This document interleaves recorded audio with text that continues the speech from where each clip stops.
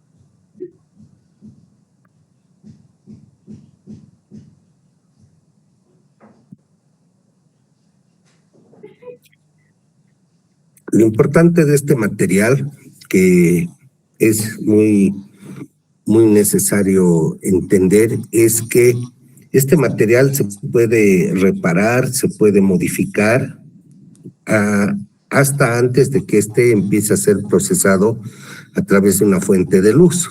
Entonces uno puede adicionar, aumentar, recortar. Es muy útil este material, especialmente cuando se hacen impresiones a boca cerrada, donde no se coloca mango, pero sí se colocan topes oclusales, haciendo que el paciente, con la fuerza de los músculos, al cerrar la boca, pueda hacer una compresión y manejar la impresión de esa manera. Ahí estamos colocando un manguito, ¿no es cierto?, que es el que se forma.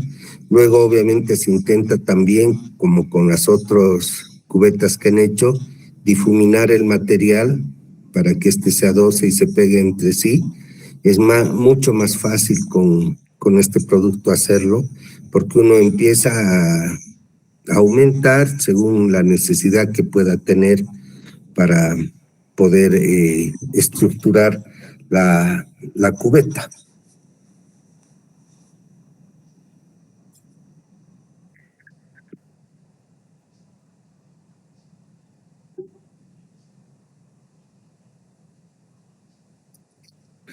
Entonces, ahí tienen la cubeta terminada y luego lo que se hace es llevarlo a una cámara de luz.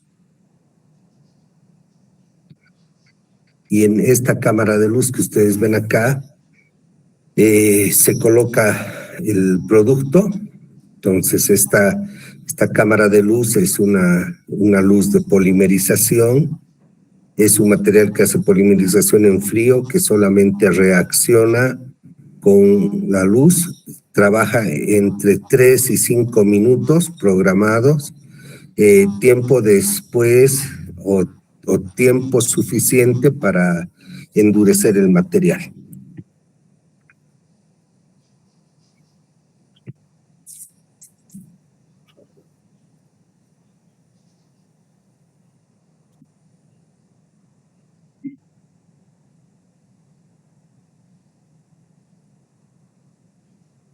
Ahí ustedes se dan cuenta lo que la practicidad que representa tener este tipo de materiales. Hoy en día, con la odontología digital, por supuesto que hay varias cosas que han cambiado y solamente se escanean algunos casos clínicos y ya no se trabaja sobre modelos, pero los odontólogos tenemos que aprender a manejar todo tipo de técnicas y materiales porque con alguno de ellos nos va a ir bien, y con eso uno tiene que intentar formarse, practicar, aprender hasta llegar a dominar cada material. Pasa un tiempo determinado y obviamente esto se tiene que retirar, ¿no es cierto? Y al salir la cubeta de ese equipo de luz, yo me puedo dar cuenta que ya el material ha endurecido, o sea, ha polimerizado.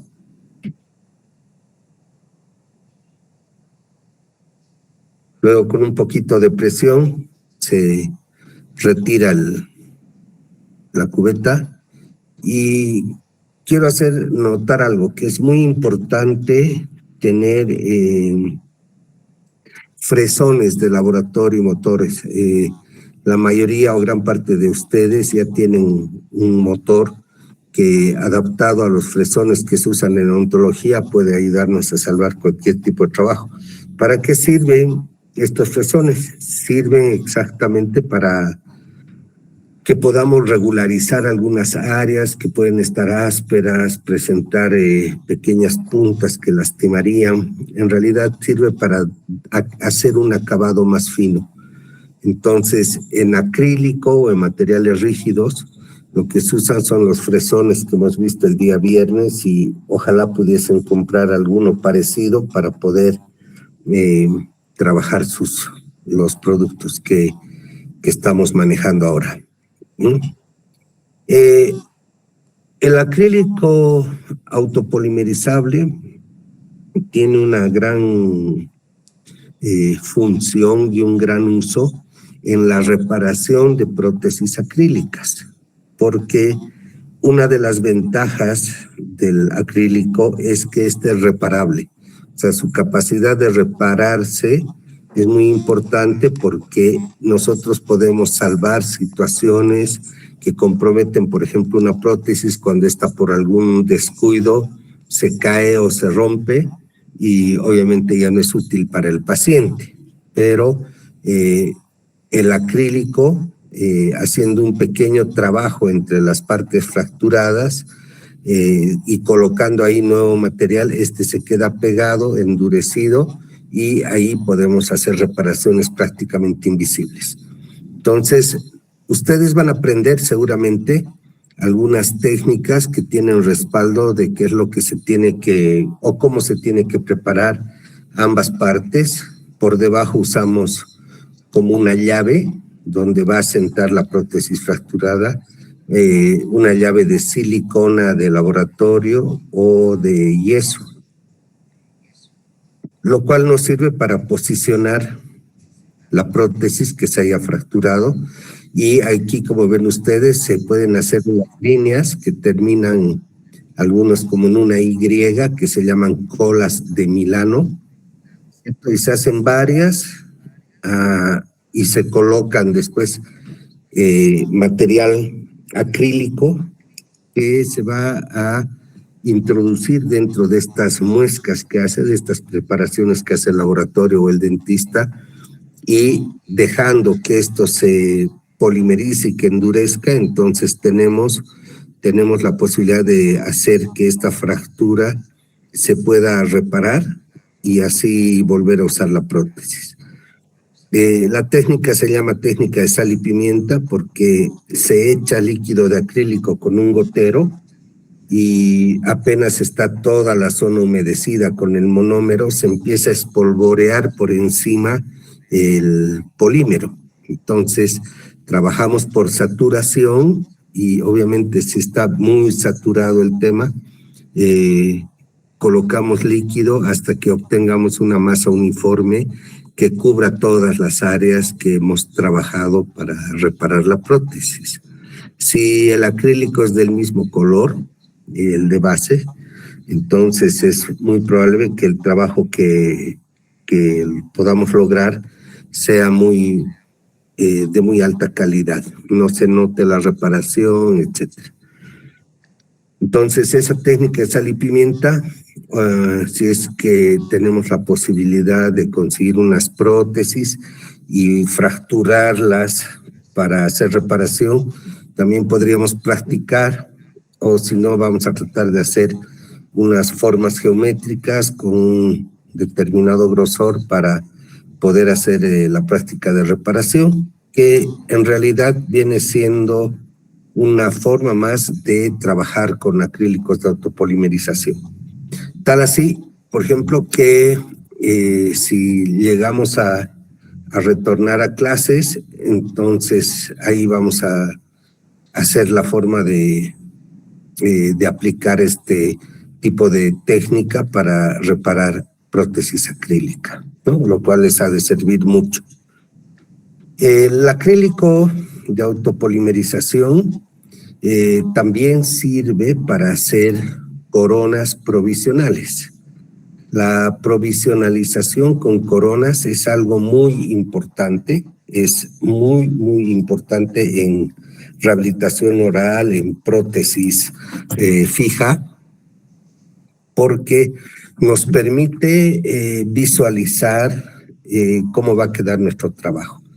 Entonces, el acrílico puede ser terminado de manera tan natural que el paciente piense que está muy tranquilo con una prótesis, con una corona provisional, y a veces nos abandonan y se van del consultorio con los provisionales hechos. Por eso hay ciertas técnicas para hacer coronas provisionales, utilizando materiales que tienen que ser de muy buena calidad para que tengamos nosotros los mayores beneficios al momento de hacer la prótesis definitiva, sea metal cerámica, sea pura o cualquier otro material que decidan usar. Pero, ¿qué es la importancia de entender que el acrílico autopolimerizable aquí tiene que ser específico para coronas? Porque tiene que ser de partículas extremadamente finas, de tal manera que nosotros podamos polimerizar en el mayor porcentaje de polimerización posible y que podamos pulir las áreas que van en contacto con tejidos blandos de la boca, por ejemplo, las encías, ¿no es cierto? De tal manera que, como hemos explicado en la clase del viernes, no tengamos irritación en las encías, inflamación, debido a que se vayan a pegar allá bacterias. Y esas bacterias se pegarían por la rugosidad que presenta cada corona y el material con el que se ha confeccionado. Eso lo habíamos hablado la anterior vez también, porque sí, es algo muy importante de entender en el uso de acrílicos autopolimerizables. El acrílico autopolimerizable, en su proceso de polimerización, siempre va a generar calor. Entonces, algunas veces se confecciona un acrílico, una cubeta en boca, y tenemos necesidad de hacer provisionalización en boca, y por eso ha aparecido un material hace algunos años que se llama bisacril, que también es una resina, pero que no tiene polimetilmetacrilato, así que es un derivado de estos componentes que podrían generar calor, y la importancia del bisacril es que este polimeriza en frío. Es el tema de la próxima clase para ver lo que son provisionalizaciones, coronas y el logro de trabajos con bisacril en puentes y la utilización de varios otros materiales en odontología que sirven a un propósito, y es el de rehabilitar oralmente a un paciente. Entonces vamos a ver algo sobre preparación de coronas provisionales, ¿no? Para lo cual es necesario tener un modelo preparado donde podamos hacer la fabricación de una corona temporal. Para eso el modelo tiene que tener un diente preparado, ¿no es cierto?, con los límites bien precisados, límites bien definidos, para que nosotros podamos hacer ahí una corona. Entonces vamos a ver de conseguir o de preparar modelos en los cuales nosotros podamos tener piezas así preparadas como muñones para hacer coronas temporales, ¿sí? Para una corona unitaria. Este video les ha de servir mucho para entender.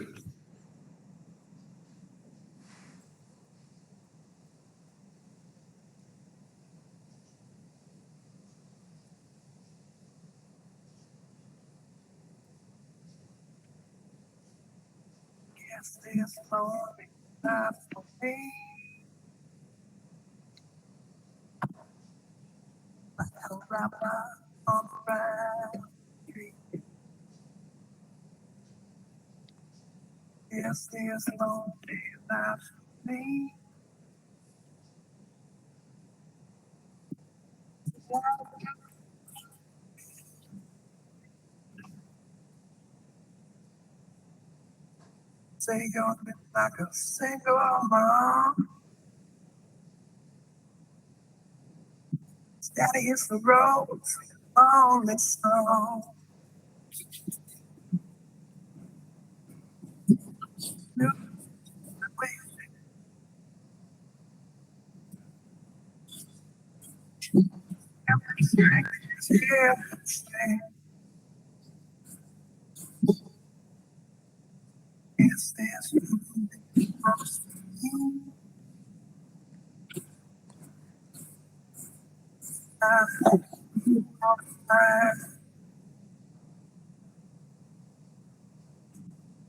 Yes, there's no path for me.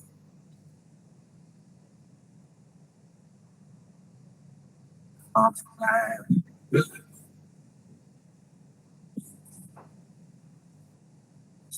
Bringing it a friend said, wanna how many take I can take for mine. Anything else to fail. Oh, I'm sorry. Guess I gotta wait till I wrap my own.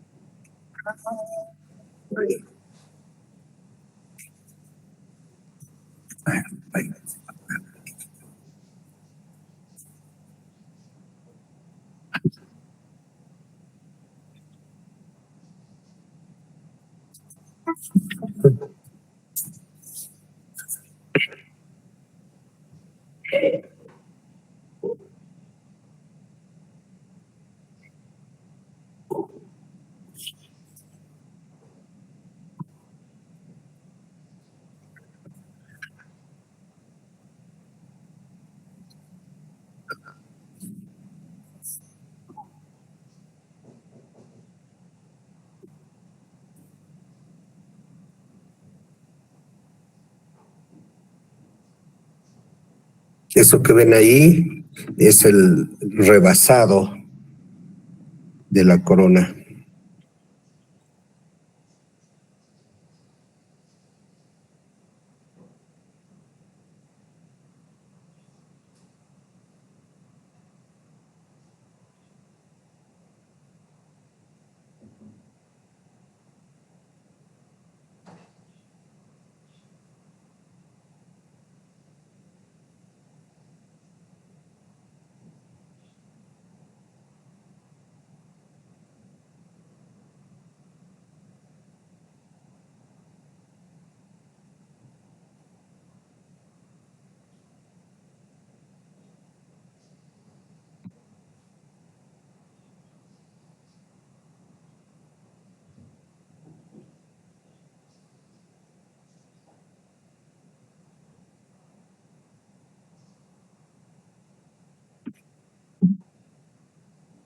Bien, entonces ahí han visto ustedes un producto que es la resina Like, que es específicamente fabricada para coronas y puentes provisionales, dada su consistencia y posibilidad de pulido.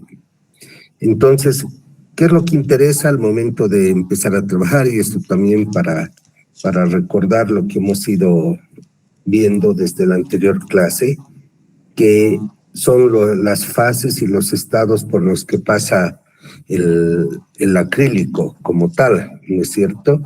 Entonces vamos a ver con cuidado estos videos para que ustedes entiendan bien lo que estamos haciendo.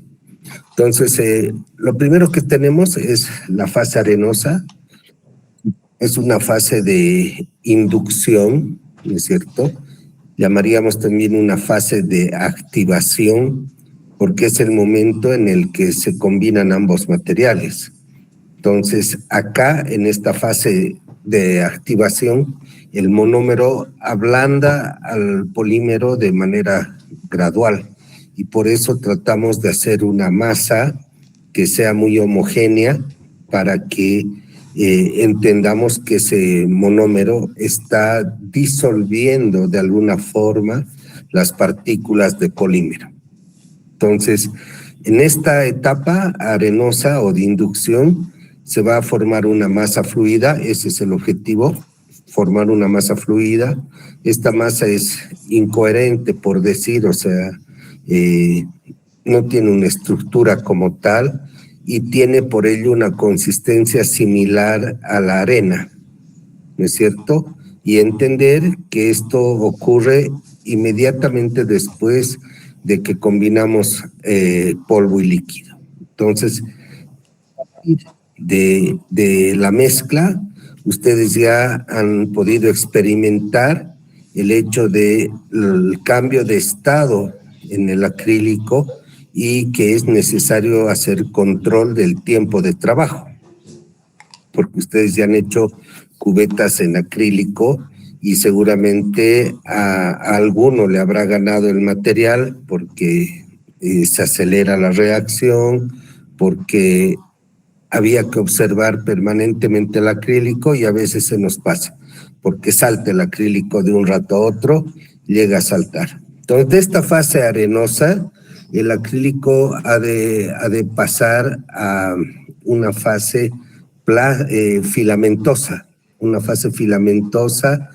o fibrilar, ¿no es cierto? Que es una fase en la cual ustedes ven en el video se forman como telas de araña, ¿no es cierto? Esta fase filamentosa o fibrilar también se denomina en alguna literatura como estado correoso, ¿sí? Es una fase adhesiva porque aquí empieza a iniciar la reacción de polimerización, ¿sí? Aquí el producto está pegajoso y el monómero penetra en el polímero con mayor intensidad, ¿sí? Forma hilos que se adhieren a la espátula en forma de una tela de araña y es por eso que a esta fase se la denomina filamentosa o fibrilar. En la anterior clase había mencionado que es muy importante controlar el producto cada 30 segundos. A veces eso parece muy rápido, no se pasa, pero llega el momento en el que estamos en etapa de trabajo y en esa etapa de trabajo, que es cuando ya prácticamente se está entrando a una fase plástica, ¿no es cierto? Es una fase plástica de propagación de la reacción, ¿no es cierto? Aquí empieza a terminar la reacción molecular de polímero y monómero y por eso en esta fase plástica, que es una fase plástica parecida a la miga de pan, es cuando el acrílico puede moldearse. Aquí nosotros podemos llevar a esto como un conjunto, una pasta blanda, plástica, coherente, moldeable, no pegajosa. Aquí ya no se pega a las manos, no se pega al instrumental y por eso es que nosotros prácticamente amasamos al material. Fíjense ustedes el video, amasamos al material para darle forma o para deformarlo según lo que nosotros tenemos como objetivo, ¿no es cierto? Igual en esta etapa, cuando trabajen con acrílicos de termopolimerización, igual en esta etapa plástica, se tiene que aprovechar de llevar el material, el conjunto, al yeso que está en la contramufla y la mufla, ¿no es cierto? Porque este es el tiempo de trabajo útil que tenemos para poder trabajar el material, ¿no es cierto? Entonces, esta fase plástica, donde termina la reacción, dura en promedio 5 minutos, ¿sí? Esos 5 minutos son donde el acrílico va a cambiar de forma y donde se produce la mayor evaporación del monómero, ¿no es cierto? Es una fase previa a la reacción de exotermia, que es la otra forma como podemos identificar que esto está cambiando de estado. Y es que ustedes van a sentir el volumen y la cantidad de material que están manipulando o trabajando, es que van a sentir más o menos calor, de acuerdo al volumen de acrílico que uno está manipulando. Entonces, aquí hay una mayor evaporación del monómero, como hemos mencionado, y obviamente esta es la fase previa a que nosotros veamos el producto ya básicamente con una forma básica. Ustedes pueden ver ahí en el video que estamos dando una forma, generando una silueta a lo que va a ser el futuro diente temporal. Ese es un incisivo central superior derecho.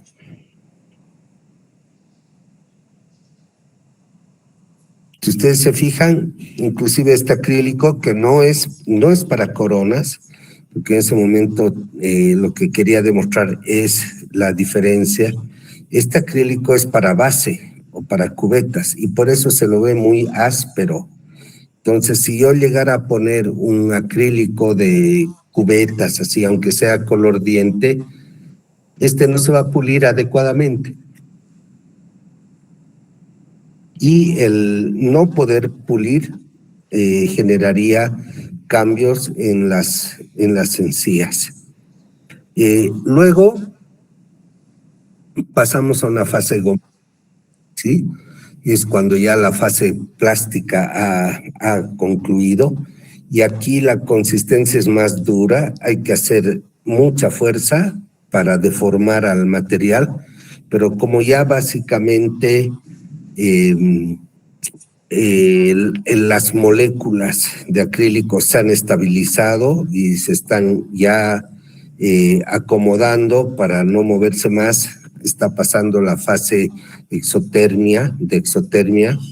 Este material en este momento tiene una consistencia más dura, es muy poco manejable, en realidad tenemos que esperar a que endurezca porque la volatilización del monómero también va a ser más violenta y acelerada en esta etapa.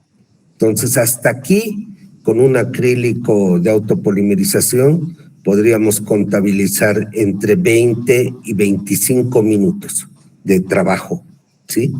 Lo que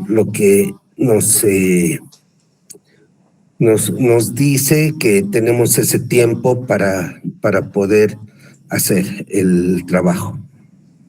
Y después viene la última fase, que a veces no está contemplada, pero es una fase que es la etapa rígida o de endurecimiento total del acrílico.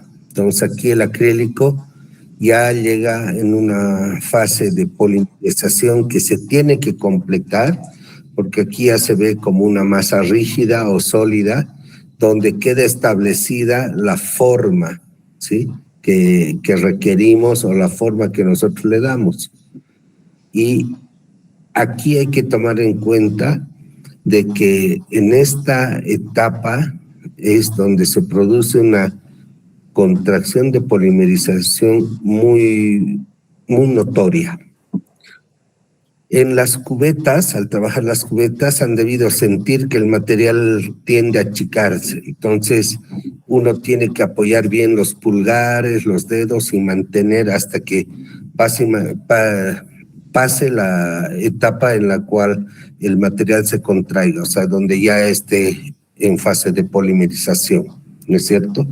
A diferencia de los acrílicos termo, estos acrílicos de autopolimerización no requieren el proceso de incremento de la temperatura para poder polimerizar completamente. Entonces, lo que tenemos es un producto que va a endurecer sin necesidad de aumento de temperatura.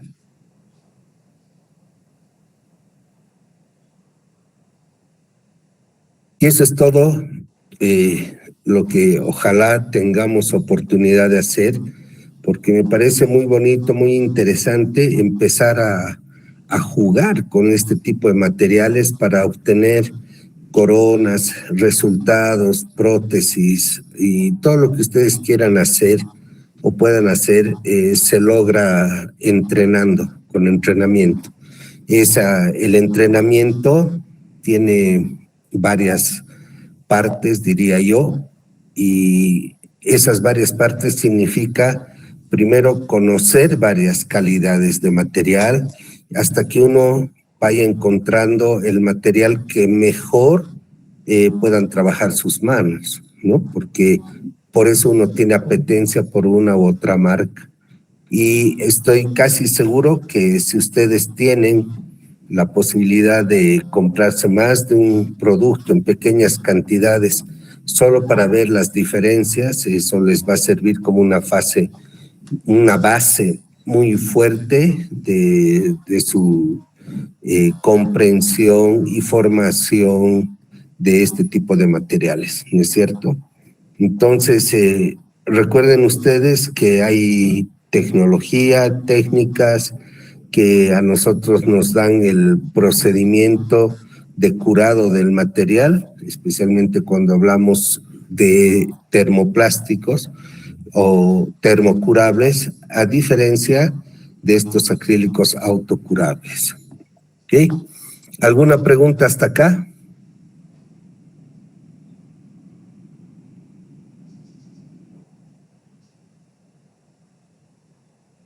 ¿Alguien tiene alguna pregunta?